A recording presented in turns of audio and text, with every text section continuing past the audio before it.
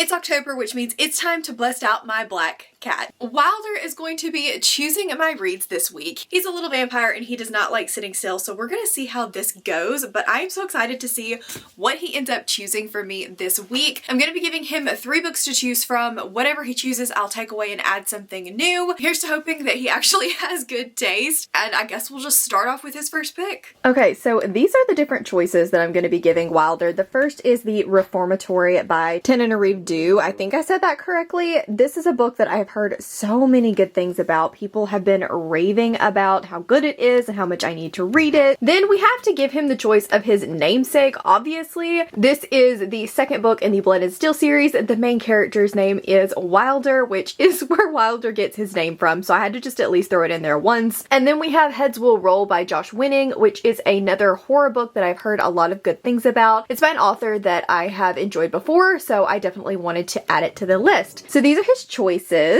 Let's throw some treats on there and see what he ends up choosing. Wilder, are you ready to pick? You ready to pick? Come on, let's go pick. Okay, what are you gonna choose? What are you gonna choose? Okay, straight for the Reformatory. So this was his choice, which means we are going with the chunky boy first, but I am very excited for this.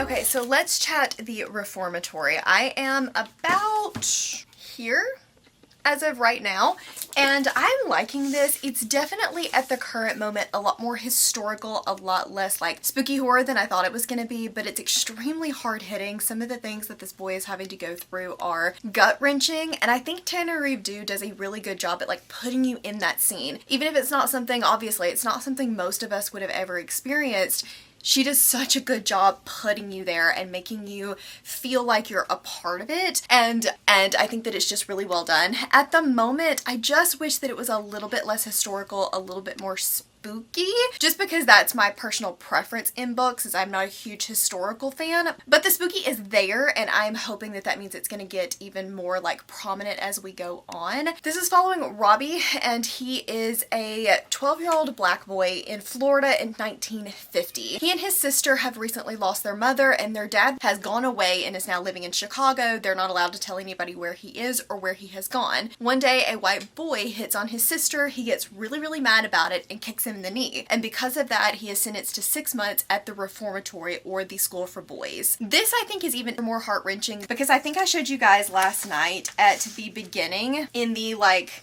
dedication, it says, for Robert Stevens, who is the main character in this book, my great uncle who died at the Dozier School for Boys in Florida in 1937. He was 15 years old. So you're assuming that what you are reading about is something that could have or did happen to her uncle, which is just heart-wrenching. I definitely want to continue this tonight. So today is a Mudslingers morning. I'm so excited. The October specials are out. I'm a little bit late, as I always am, but I cannot wait to go check them out. I don't really know what I'm gonna get this morning because they have so many different options. Like, they all sound amazing. The first is pumpkin batter. Then we have Mostly Ghostly, which is a toasted marshmallow, white chocolate, and cupcake. Butterbeer, Toffee Doles, Maple Pecan Cold Brew, Harvest Chai. Like, all of these sound amazing. I'm gonna have to try all of them, but I don't know what to try first. I'm thinking either the Maple Pecan Cold Brew or the Mostly Ghostly. Okay, let's just go. I'll decide on the way. Hello. Good morning. Oh, I can't decide. Yeah, I know. Hard choice. It is. Always the first of the month is the worst. Do you guys prefer the Maple Pecan Cold Brew or the Mostly Ghostly? They're very different. Do you like nutty flavors? I don't mind them. I would try the Mostly Ghostly first. Okay.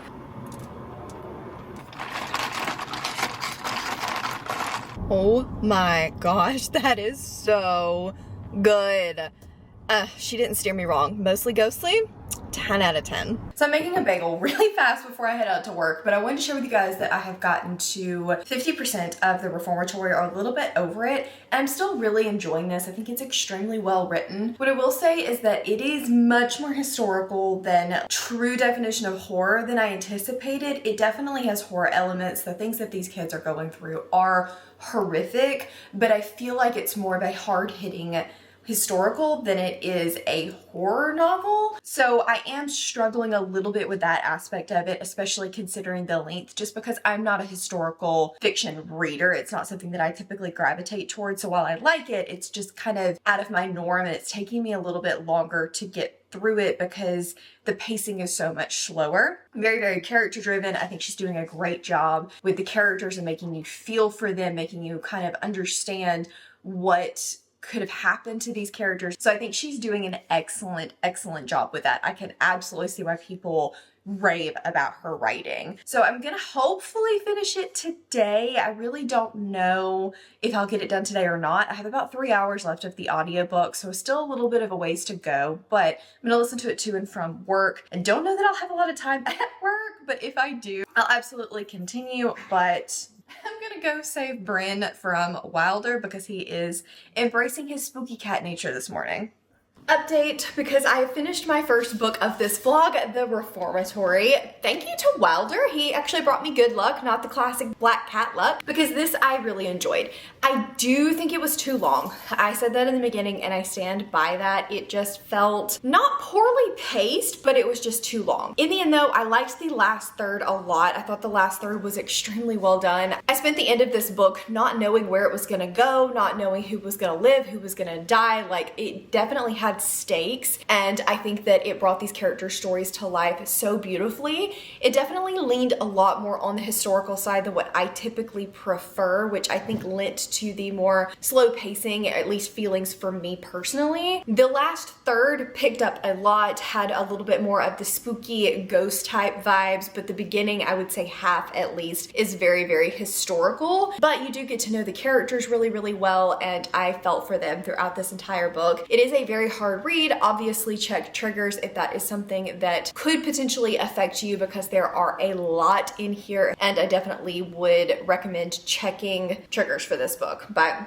thank you so much to Wilder. I appreciate you for choosing this for me. I'm so glad that I have finally read it and know what all of the hype is about. So here pretty soon, I'm going to have him pick my next read. I'm feeling a romantasy, so we'll see what I give him. We already have Vows and Ruins on there, but I think I may give him one more romantasy to choose from, because that's just, it's what I'm in the mood for right now. It's spooky season. I should be wanting to read horror, but yet I want the banter. Okay, it's time for Wilder to help me pick another book. I'm kind of in the mood for romantasy. Right now, I'm thinking we'll keep Heads Will Roll and Vows and Ruins, but I think I'm gonna add the Wraith King in, which is a romantasy by Juliet Cross. I love this cover so much, but it's not really easy to find in paperback, so I'm going to use just like a stand-in dummy hardcover for the Wraith King. Come here, Wilder. Come here. Go that way. Good choice, kitty. Oh no, are you gonna eat the treats? Okay, I think that's a pick. I think that's a pick, even though he's having very big difficulties. We'll get there eventually. We got there eventually. Are you gonna help? I thought you'd already helped. Okay, he's out. Okay, so he chose the dummy hardcover, which means we're going to be going with the Wraith King by Juliet Cross. This says that it is a brutal and bloody war against the Wraith King that has cost the Light Fate more than their innocent lives. We have something about like a god and a prophecy. There's enemies to lovers, and I think there's a little bit of a mystery in here as well. Dark magic. This cover just screams like dark romantasy to me, and I've heard so many good things. It's like #1 in the paranormal demons and devils like romance category. I'm not 100% sure if it has demons and devils. I do know that it has like fae, but I am so thrilled to be reading this one. It's a chunky boy and it does not have an audiobook, so it may take me a little bit of time, but I'm just really in the mood for a romantasy. So I'm just so glad that Wilder picked this one for me. I'm gonna probably start it tomorrow. I don't know if I'll start it tonight on Sprints or not. I'll let you guys know more about what it's about once I have read to probably at least 50 pages, maybe more like 15-20%.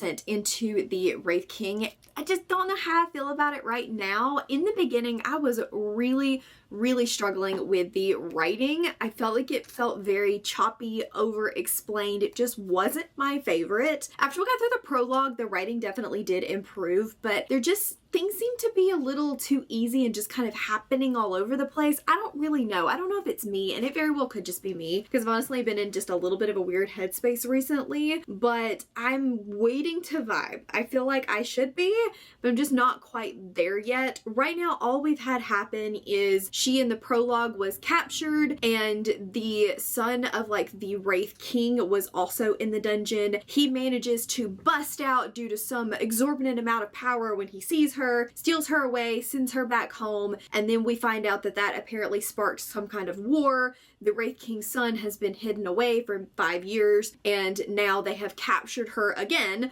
to try to get her dad to surrender because she's the princess of this other kingdom. So I just feel like things are happening very conveniently and very fast, and I wish that I understood the politics and the like dynamics a little bit better, because we hear about this war being started and then at some point it's offhandedly mentioned because of her capture and escape, but like this is a big freaking war and we don't really know anything about it, but it keeps getting referenced over and over and it's a huge catalyst for the plot. And I'm just like, we need to go back and reestablish some things, because I think we jumped a little too much from the prologue, or at least something needs to be explained. We need to spend a little bit more time between like that and getting recaptured again. I don't know. I think that it'll be fine once I kind of settle into it. The writing has already improved in my opinion. Yeah, I don't know. Things are happening a little too quickly for me, and I'm hoping that that's not like the tone for the rest of the book, but we'll see.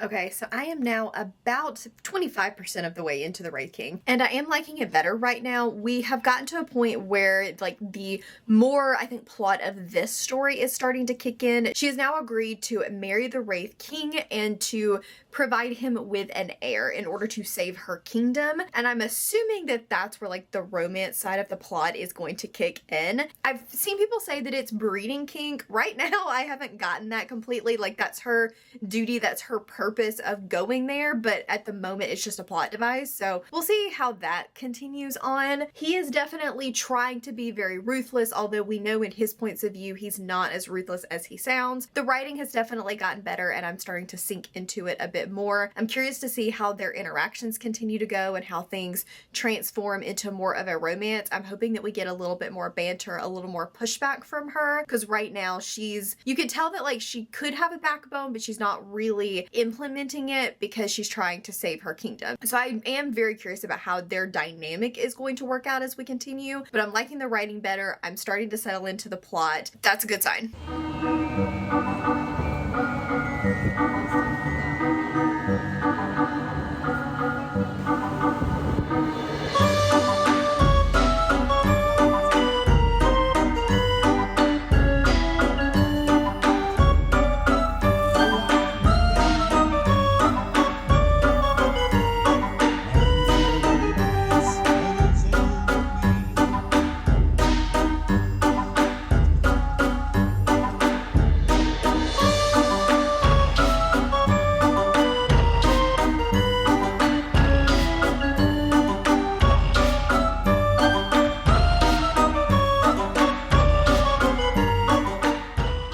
Time for bed, and I really just want to lay, relax, and read. It's been a busy day. Went to Isom's Orchard again today. I got me some pumpkins, which I'm so excited to decorate the front porch with, but now that I'm home, I just kind of want to sink into a book, and unfortunately the Wraith King is not giving me that right now, so I think I'm going to try to get Wilder to do another pick for me, because I don't know if it's me, I don't know if I'm just not really in the mood to read, or if it's the book, but I think I need to try something else and see if I can just manage to get out of this little bit of a reading slump. So we are going to get this little booger to pick me another book. Pick me something good.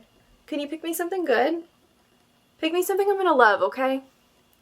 I'm moving around the ones that he hasn't chosen yet to see if we can either get a Heads Will Roll or Vows and Ruins, but I've also added Bonded by Thorns, which is a reverse harem. This is the Fairy Loot copy, and I've heard it's a lot of fun, and I think it has like wolves and type. I'm not 100% sure on that, but I've heard it is a fall-ish read. Okay, Where is my munchkin? Come here. Okay, which one are you gonna choose? You just really don't like Heads Will Roll or Your Namesake, do you? You're slobbering all over my book, you know.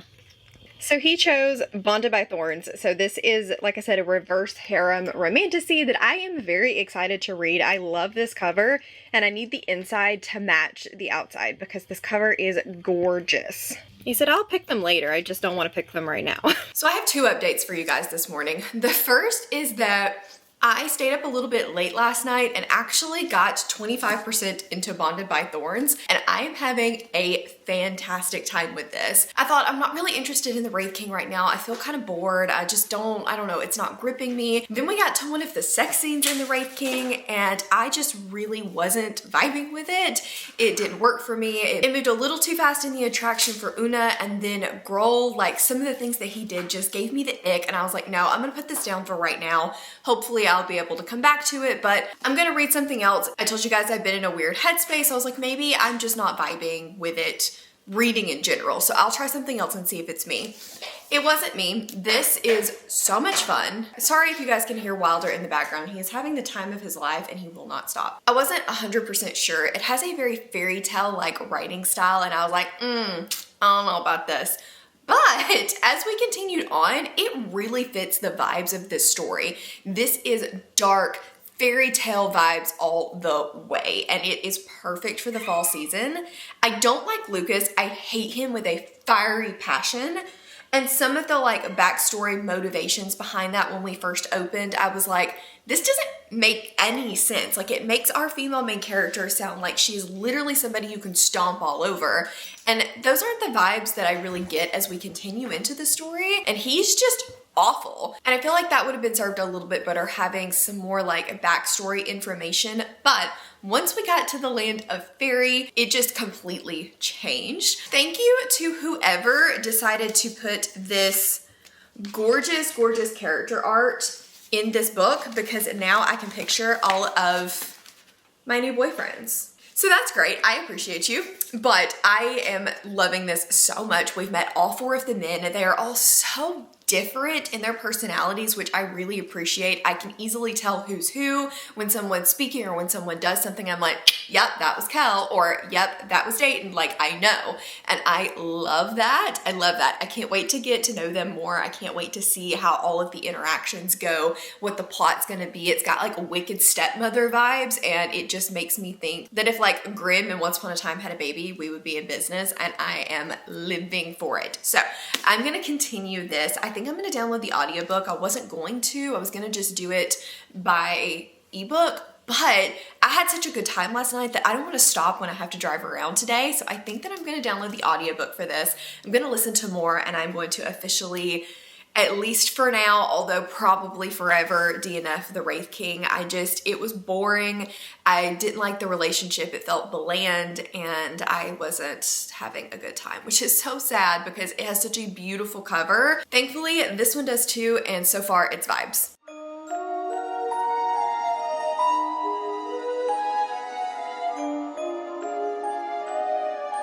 Pawns and chess pieces are being moved around the table, and we're really seeing the overall scope of the story come to life. I think this may go on.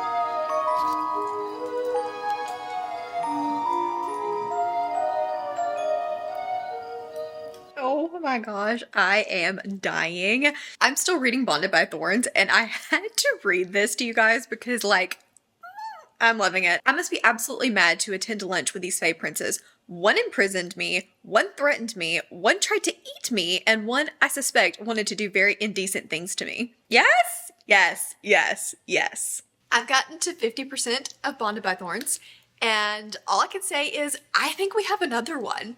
I think there are 5 men, and I'm very excited about it. We have had a very steamy scene between 2 of the men. And this book is going to be extremely spicy, I think, but like a good spice. This is actually a sister duo, and I don't know how they write those scenes, but like, they write some scenes. Anyway, moving on. My thoughts on this book so far are very positive. I'm having a lot of fun with this. I feel like I've been saying that a lot, but this is not a super deep book. This is not got all of these intricate plot threads and all these amazing character moments, although the characters are great, don't get me wrong. But it's more of just a really good atmospheric time, and I am enjoying the heck out of it. I think that it's going to fall a little bit short for me in some of the plot threads. I do wish that there was more of a plot, because at halfway, everything still feels like everybody's kind of getting to know each other for the most part.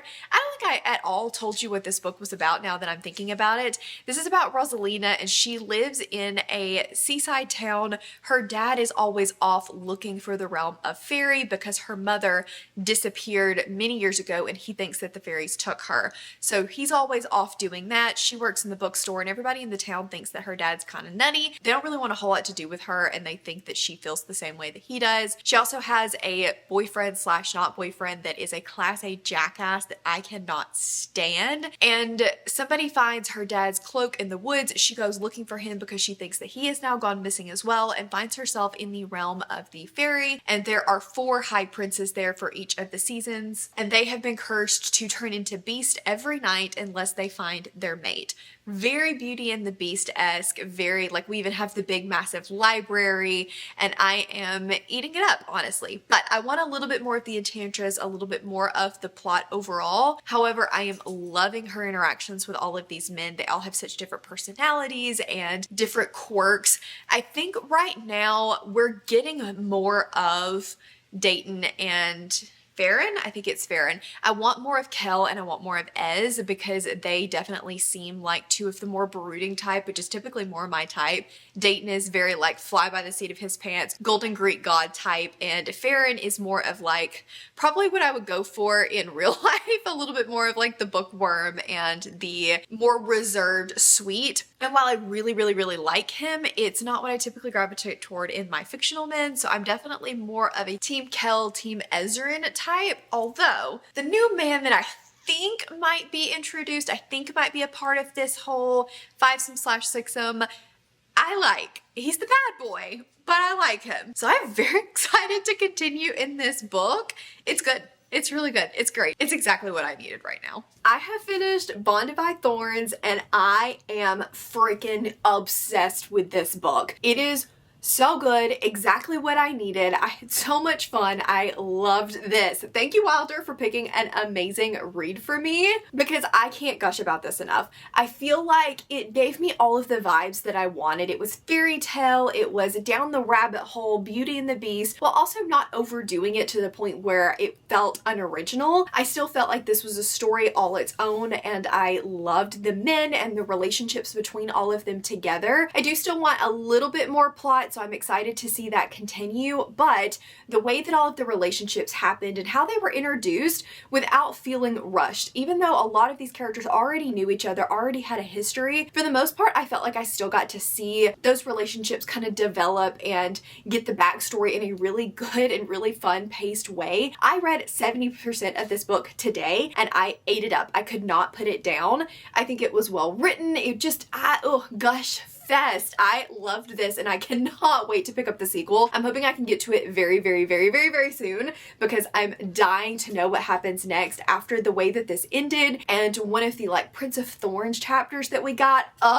I need to know. I need to know what's gonna happen next. Like, I have to know. I also have to have Fairy Loot continue these editions because this cover, this edition, these edges are gorgeous and I'm dying, literally dying for Fairy Loot to continue this series because incredible. 10 out of 10. Loved it. I think I'm gonna give it a high 4-star, honestly. I don't think it's quite a 5-star. There were a few issues that I had with it, but honestly, like, in my heart, the enjoyment, so good. Exactly what I needed. Hey, Wild Kitty, do you want to pick another book?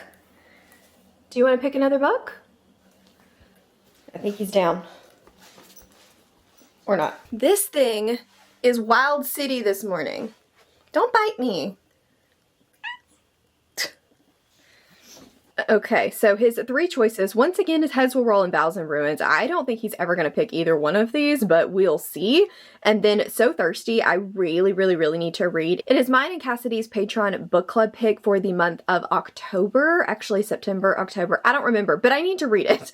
And I've heard really, really good things about it. It is vampires, obviously, and I am so hyped to give it a try. So we're going to give him these 3 options and see what he goes with. Okay, ready, set, pick. Oh, hey! You finally decided to pick one of the ones you've been avoiding. Okay, so he chose Heads Will Roll. I really needed So Thirsty, but I'm really excited about Heads Will Roll. I've heard great things about this, and I've read a book by this author before and really enjoyed it, so Heads Will Roll is on deck next. Almost time for bed, but I've been listening to Heads Will Roll. I'm about 60 pages in and having a good time with this so far. It is very much so what I expected. We open with an actress and she is done something to get herself canceled. She put out a tweet, she made a lot of people mad. In the process, she lost her best friend, she lost her boyfriend, and she got her very famous sitcom canceled. So she's decided that she is going to go to this summer camp for adults, get away, and try to reset and figure out what she's gonna do moving forward with her life. She gets there, they're chatting, they're hanging out, and someone tells a ghost story about Knock Knock Nancy. Basically, she will knock on your door and ask for her head. If you don't give her her head back, then she'll just take yours. I really like Josh Winning's writing style. It's so easy to sink into, and his creepy scenes are really, really creepy. I was a little bit not bored, but getting tired of just like the setup in this, and then we got a scene where we actually had a little bit of the slashing, and I was like, oh, ooh, that was creepy. That was good. I liked that. So I'm going to continue this for a little bit longer tonight, maybe read for about 30 or 40 more minutes before bed and then finish this off tomorrow. It's only like a 3-hour audiobook on my time speed, so I think I'm just going to be able to fly through this.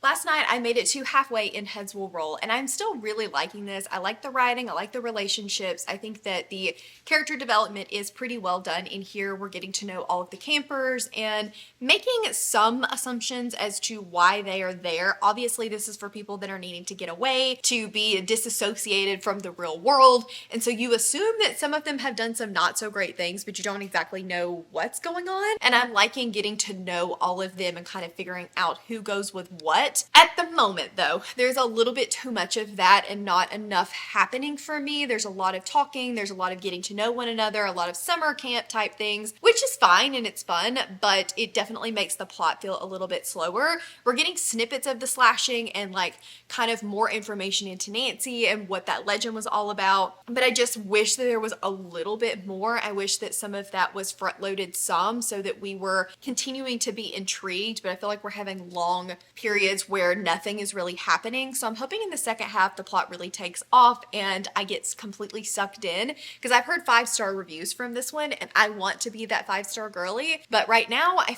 feel like it's sitting at like a 3.5, 4-star for me. I am now finished with Heads Will Roll and I ended up giving this a 4-star. The ending really picked up. It was a lot faster. There was a lot of slashing. A lot of the plot threads started to come together. There was still points where I was like, I don't know how I feel about this plot thread and the way it came together, but I definitely really liked the ending. This book definitely has something to say, things that it's trying to get across, and I think that it does that really well. I think that the relationships and the characters were well developed. The slashing scenes were really, really good. It just took it a little bit of time to find its footing in my opinion, which is why it's getting a 4-star from me. But overall, I really enjoyed this. I will happily continue to pick up books by Josh Winning. I think that he does horror really, really well. He does the not literary horror because there's definitely a lot of action behind it, but horror with things to say, I guess, which a lot of horror does. With this one, it definitely has a good like message undertone to it. Please do check trigger warnings. There are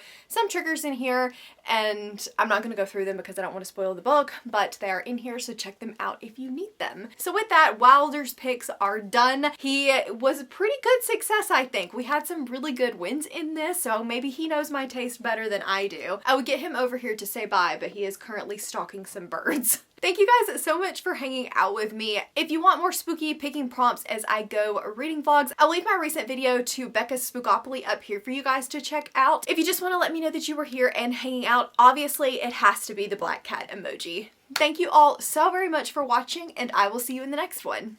Bye!